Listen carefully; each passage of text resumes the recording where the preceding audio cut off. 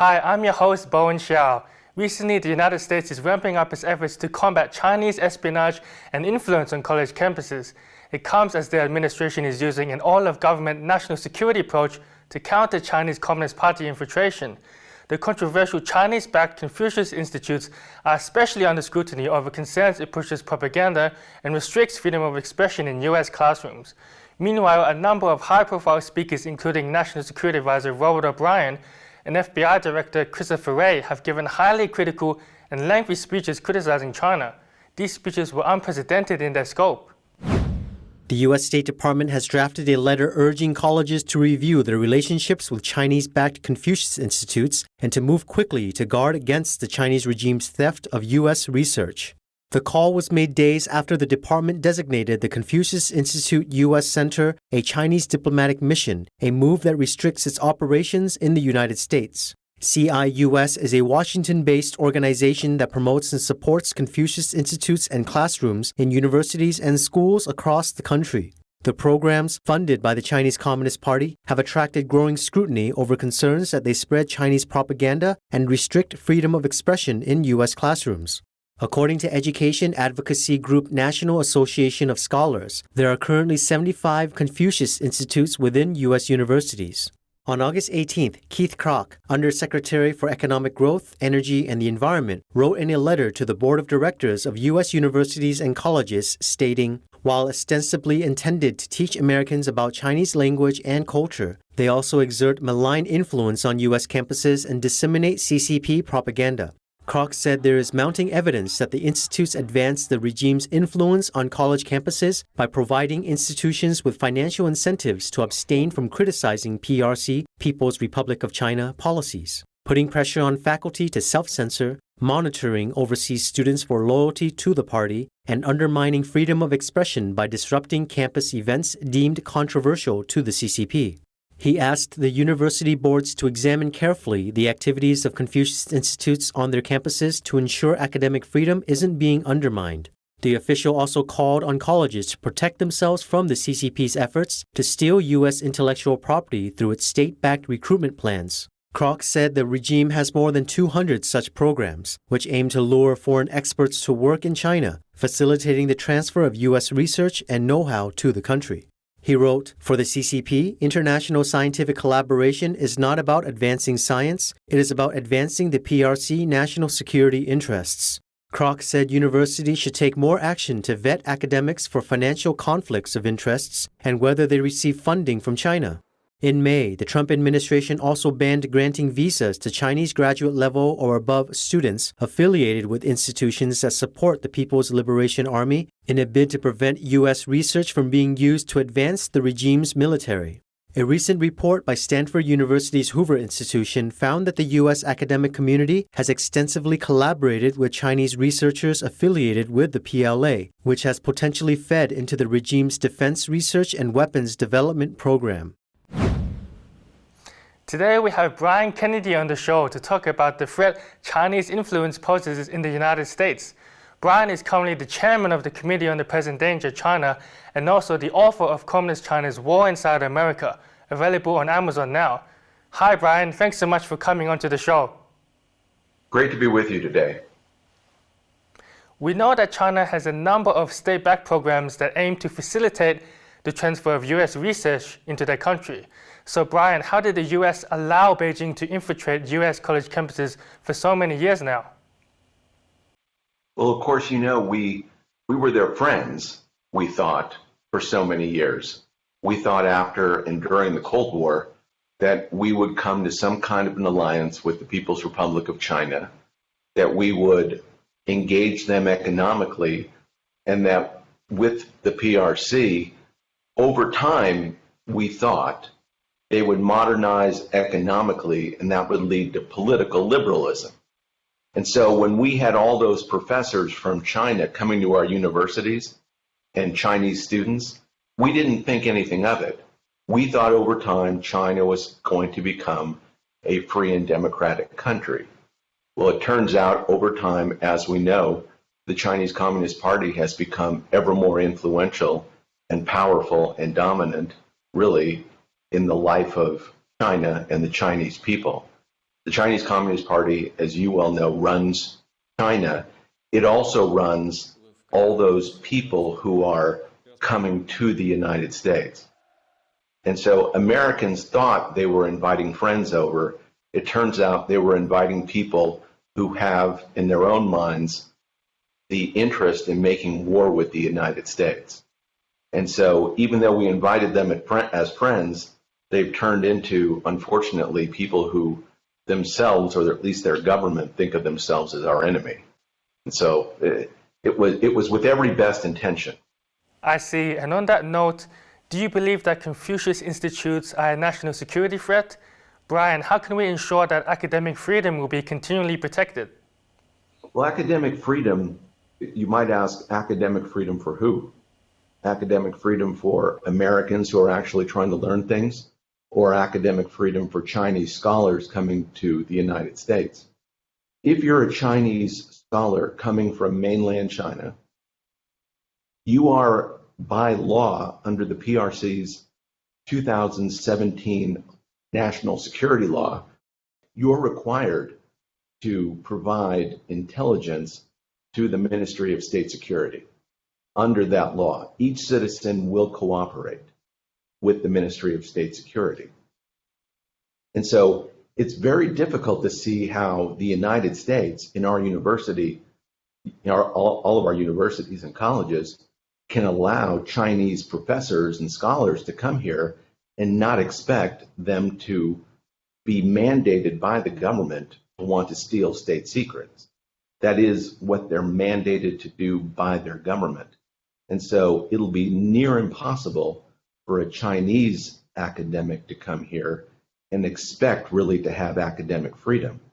And then their American counterpart is going to have difficulty having academic freedom, knowing that anything he or she says can be taken by this Chinese colleague, by Chinese meaning a Chinese citizen, and then not expect that it will go to the Ministry of State Security. These Confucius Institutes are merely part of that effort. I mean, the one challenge we have is to try to understand China as they understand themselves. They think of themselves as being at war with the United States. That's what China thinks. We Americans don't think that of China, but China thinks that of themselves. When you have a Confucius Institute or the Chinese Students and Scholars Association operating in American universities, and you have 370,000 Chinese students who are here, all of them think of themselves, or should think of themselves, as having to perhaps at one point work with the Ministry of State Security to either get intelligence or to have from them, to learn the intelligence that they've been gathering. And so the Confucius Institutes, the Chinese Students and Scholars Associations, they're absolutely a national security threat to the United States. And to the extent that we allow them to continue, and we've already taken steps to make sure that their access is limited, I think that's a very wise move by the Trump administration, just given the fact that these unfortunately, these Chinese centers of influence on American campuses are becoming hotbeds of simply espionage. And we can't allow that to continue if, in fact, we're going to use our college campuses to produce the kind of intellectual property that can be produced. I see. And in recent times, a number of academics have been arrested on allegations spanning from false statements about China funding to wire fraud. Brian, are we only scratching the surface here? What is the bigger picture in all of this? Well, of course, that professor was Charles Lieber, and he was a renowned scientist, and the Chinese Communist Party made him part of their 1,000 Talents program, where it's almost like a MacArthur Foundation scholarship or grant, where they're trying to find the best and brightest in the United States to work with people in communist China. So they gave Professor Lieber a contract to establish the Wuhan Institute of Virology, work with them and work with other universities in Wuhan to establish various programs there. And this was a way of signaling, I think, to the academic community that you could make money by working with Communist China. And from Lieber's point of view, just to give him the benefit of the doubt, he may have thought he would have been exposed to the best and brightest in Wuhan and in China and could help them develop their technology. He may not have had any bad motives, right, in doing so, but he should have disclosed that to the U.S. government because he also had a contract with the U.S. government to be producing all kinds of technological research that would be beneficial and sensitive. And so transparency in that regard would be a very important thing. But that's an example of how I would argue the Chinese Communist Party wants to corrupt American academics with the promise of money and influence in China. And that simply is the kind of thing that Americans are not going to be pleased to learn about in the years ahead.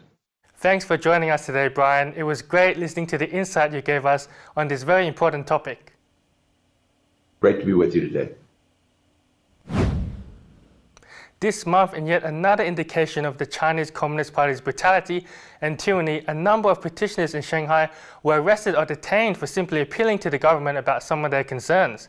Among those detained was a Chinese citizen who had been appealing for 18 long years over a house being forcibly demolished by local authorities without her consent. Her compensation has still not been resolved. Xia is just one of many who have experienced similar stories of abuse by Chinese authorities. Take a look. On the morning of August 17th, Shanghai petitioners including Gao Baoqing, Cai Yingwan, Yu Yuefang, and Chen Weihua arrived at the National Public Complaints and Proposals Administration, Public Security Bureau, and Ministry of Housing and Urban Rural Development and submitted their appealing documents. They checked into a hotel for the night. At 3 a.m. the next day, a group of police suddenly broke into their rooms and checked their IDs. After confirming that they were all petitioners, they were handed over to Shanghai police and sent back overnight.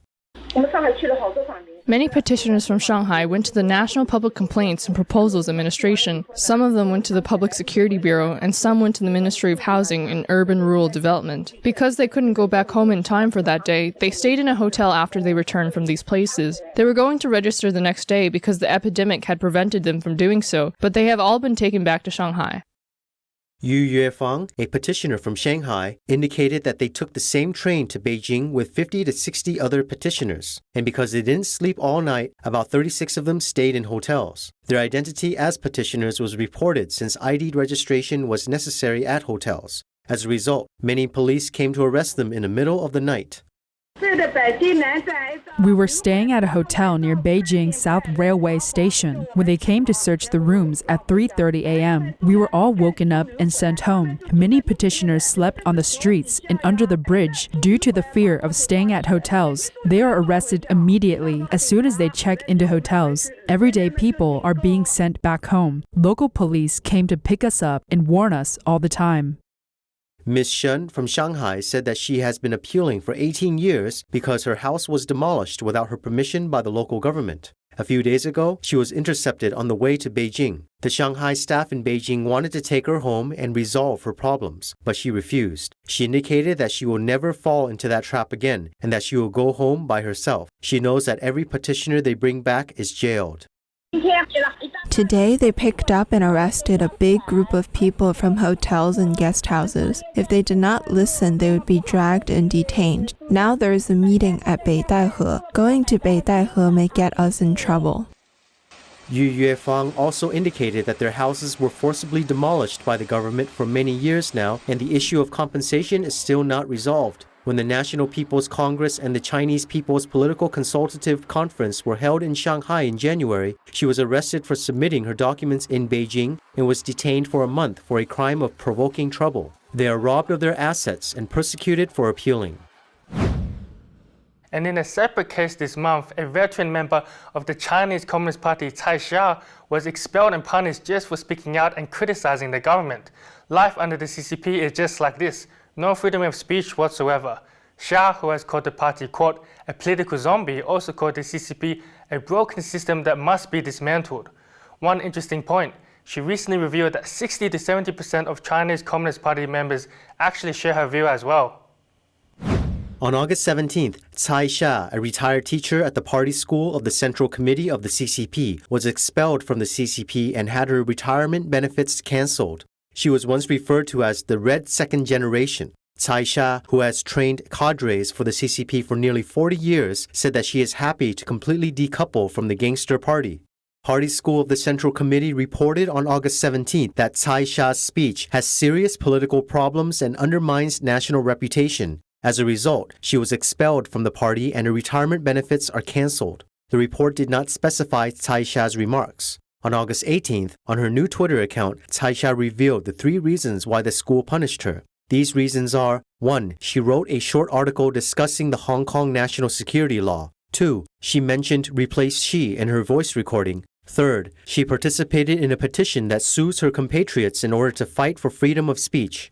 This news shocked overseas Asians and was widely forwarded on WeChat. Many people have left messages, sent emails, and called Cai Xia to support her. She said in WeChat, "I'm very happy to completely decouple from a gangster party. From now on, I have returned to the team. I am back with the people." She also protested that the school violated human rights by depriving her of her retirement benefits. She said, "Discontinuing my retirement benefits to keep me in poverty, hunger, and sickness. It is like sentencing me to a death penalty for me to die slowly." Due to these comments, her WeChat account was blocked by Chinese internet police. In June this year, an audio clip of Cai Xia at a gathering of Red Second Generation was widely circulated on social media. She heavily criticized the CCP in the audio clip, saying, "There is no way out of this system. There is no point in changing it. This system must be discarded fundamentally. So the reform we are talking about is not just a framework system. This is the first point. The second point is our theory, which also has fundamental problems. From the beginning of the constitutional amendment, we can see that this party is in fact a political zombie." Wu Zuolai, a scholar living in the U.S. who is a friend of Cai Xia, indicated that Cai Xia was called a reformist in the past, but now she is said to represent the discontent voices within the system. Professor Cai Xia represents a group of strong discontent voices in the system. A group of scholars in the system, even those with a pro-CCP background, recognize the consequences based on their cognition of the irreparable disasters created by the CCP regime that has gone to extremes. Therefore, she represents the backbone of a traditional scholar. Recently, many scholars like Cai Xia were also suppressed for directly criticizing the CCP system and its leaders. Among them are Professor Xu Jiangrun from Tsinghua University School of Law and former CEO of Beijing Huayuan Group Corporation, Ren Zhiqiang. Former professor of School of Economics at Guizhou University, Yang Xiaozheng, was also expelled by the university for publishing sensitive speech. He thinks that the local authorities should improve if the criticism is true and should be encouraged if the criticism is not true, and that the speaker of the criticism is not guilty. They have made speakers guilty and do not allow these people to survive. What they have done really gives me the impression that this party has no self-awareness. This is terrible. They think they are right by suppressing those of different opinions and views. Yang indicated that the system's chronic disease has been existing since the time of Mao Zedong. I have been emphasizing that the entire organization is a problem. Any party member or party secretary would be strongly supported after they gain power or made decisions, even those decisions are wrong. For example, defeating Xi Dongshun. If he was said to be framed, this theory would be supported. They do not judge independently based on what is right or wrong. On August 18th, Cai Xia once again expressed in an interview with Voice of America that the CCP is a political zombie. She said, "From the party's point of view, it is impossible for the party to accomplish the historical mission of transforming China, so it has to go down." She repeatedly emphasized that many elites from within and outside of the system can cooperate, but the political shell of the CCP must be thrown away in the process of transformation. She further revealed that there are in fact 60 to 70% of members in the party who share the same view as her. With all that is happening inside China, like the CCP virus, the natural disasters, and the atrocities committed by the CCP, the US is continuing to counter the regime. It looks like there are new developments on US-China relations every day. We will keep watching this closely. That's all for today. Thank you for watching.